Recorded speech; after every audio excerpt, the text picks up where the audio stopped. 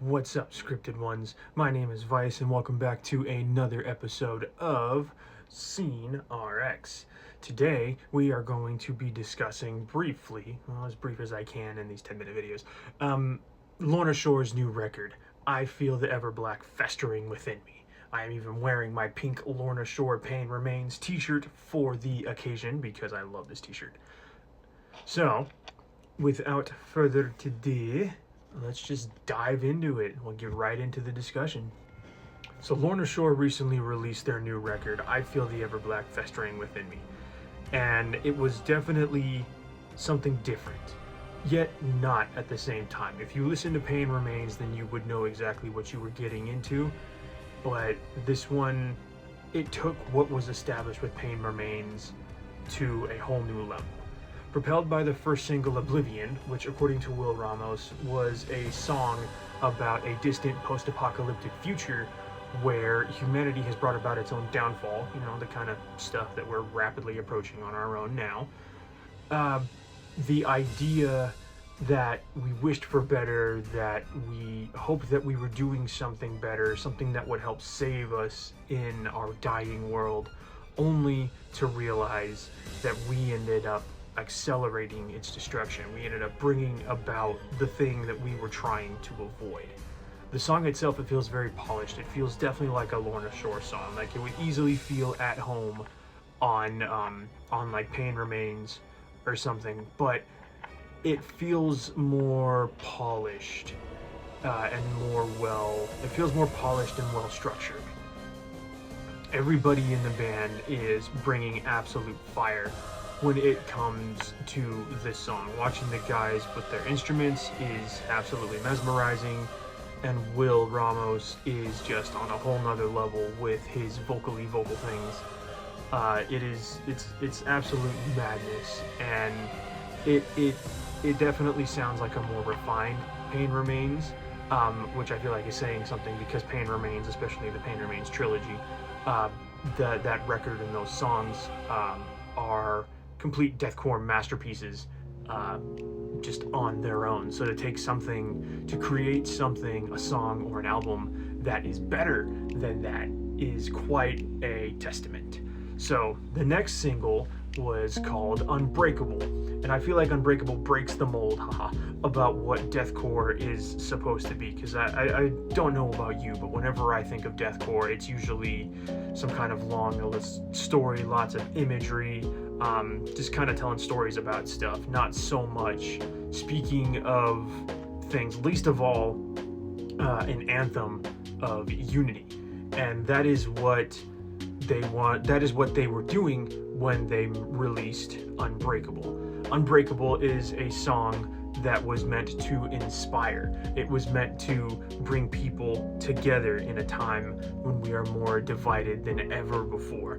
The statement in the song, the lyrics in the song, constantly saying we are unbreakable. It feels like that rings very true within this song. They wanted to write a song that somebody could listen to on their worst day and feel instantly better. And I feel like they hit the mark with that one. It's a level of depth, it's a level of connection that is not typically seen in deathcore. At least I don't think it is. I'm not the biggest deathcore connoisseur, you know. I dabble in deathcore a little bit beyond Lorna Shore, but I don't think that a lot of the really heavier genres like this, like deathcore, black metal, things like that, like they don't usually put messages of togetherness and unity, and you know, they don't try to bridge that gap so much as you would see in other genres of rock. Now, the third single was a song called Prison of Flesh, and this song is definitely about as deathcore as it gets. Even the video is deathcore as hell. They're performing in a room and there's blood just raining down the entire time. They are all covered in blood, fake blood, obviously, but it's so brutal. The imagery is insane. The other stuff that's going on outside of the band's performing shots, like it's brutal. Like that, there is no better way to describe it, at least not that I can think of. According to Ramos, the frontman, the song is about his family and their history with dementia. The idea that the world is falling apart, or the idea of losing touch with reality. It's probably the heaviest song on the record, which is, quite a high bar to set, because the entire Lorna Shore, everything that Lorna Shore does is a gut punch to the soul and to the brain, and it kicks you in the teeth. It's quite a statement to make about a deathcore band who thrives off of heavy.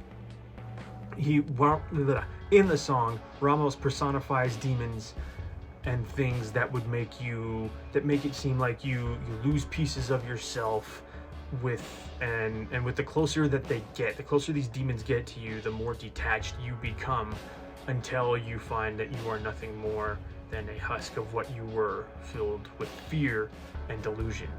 And the way that the imagery of the song is it's insane.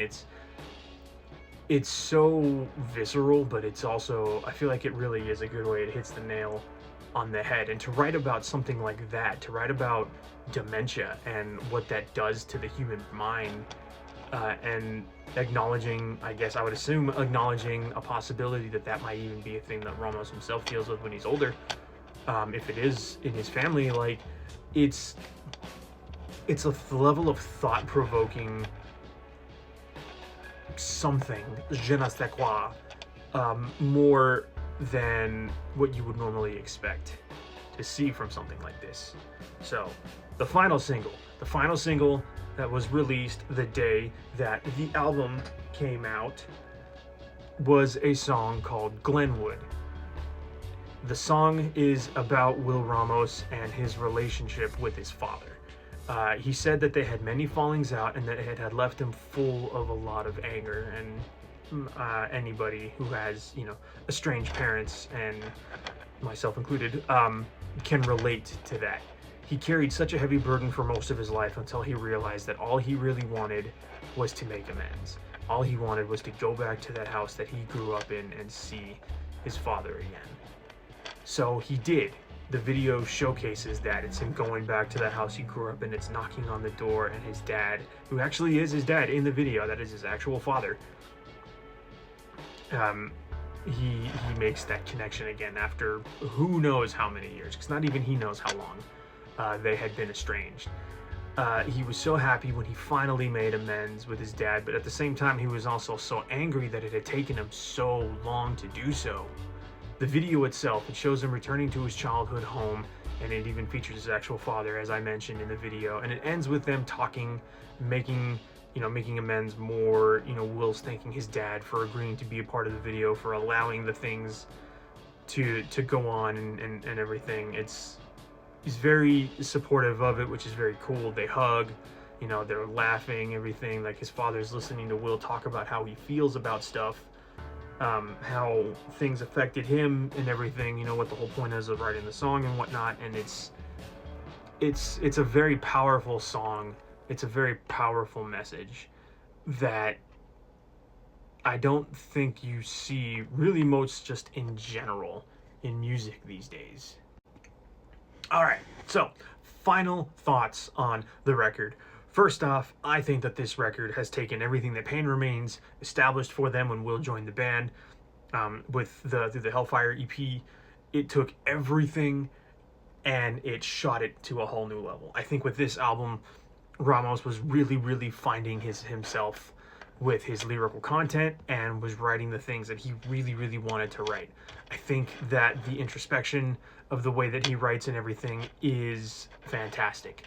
Musically, it is so incredibly refined. It sounds like Pain Remains, but better. I love the emotion in everything that Ramos writes about, the way the deathcore spin on things that people may or may not routinely think about, things like dementia and reconnecting with an estranged parent. So let me know in the comments if you listened to the record and what did you think of it. And come back next week, we will have another discussion about another music, video, band thing. Until next time, stay safe out there, and we'll catch you guys in the next one. Rock on.